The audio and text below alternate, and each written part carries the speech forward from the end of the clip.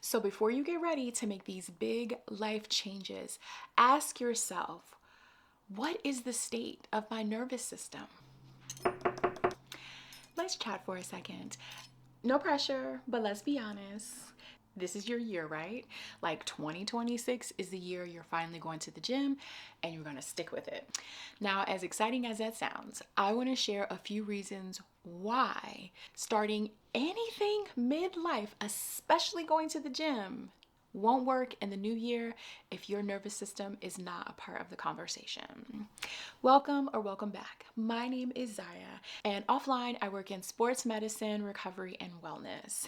And after many years of overfunctioning and starting over and over again, I'm learning that doing anything new midlife has to be done differently. So here on this channel, I like to share reflections on aging and self-trust, well-being, self-care, nervous system, regulated recovery, and sustainable strength training practices. And I'm calling all of this the regulated strength method. Now, chances are you probably have never considered the impact that a regulated nervous system can have on your capacity to do anything well. So if you plan to take action and stick with it, keep in mind that nervous system overload creates avoidance, not laziness. Things like chronic stress, poor sleep, hormonal shifts, all interpret the gym as another demand. It's like a literal threat to your actual capacity to perform. Ultimately, making your response to doing the things that you need to do look like procrastination, starting tomorrow, skipping days that eventually turn into skipping weeks. This is actually a form of self-protection, not failure. Think of it this way. Your willpower lives in your nervous system. So when it's taxed, decision fatigue increases and small obstacles can feel huge. Now let's talk for a second about the different stages of the nervous system and what a typical response can look like. And we're focusing on the sympathetic nervous system, not the rest and digest where you're chill, but the fight or flight. Starting with fight. That can look like going hard, overtraining, which could ultimately lead to injury and a forced break.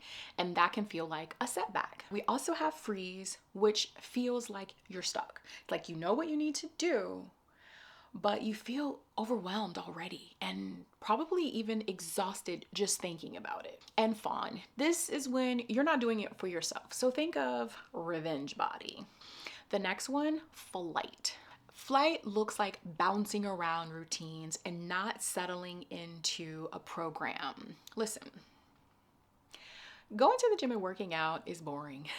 It may not seem like it with all of the things that you're seeing online and how exciting it can look, but honestly, doing the same thing over and over again for 4 to 6 to 8 weeks, it does get boring. All of these can lead to inconsistency, which means your nervous system never really felt regulated enough to sustain a good enough rhythm. Now, on the flip side, a regulated nervous system thrives on predictable schedules, clear expectations, and manageable intensity, so the gym becomes a place that feels familiar and in a supportive environment that you can go to discharge your stress and not add to it. Listen, inconsistencies have less to do with motivation and discipline and more to do with nervous system regulation. Showing up doesn't have to feel like a constant negotiation because consistency comes from regulated pacing and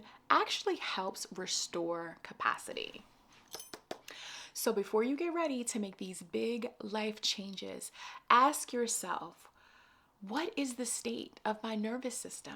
Because at this stage in life, your body is likely asking to be listened to differently in order to create lasting change. And if you've made it this far, yay! Thank you so much.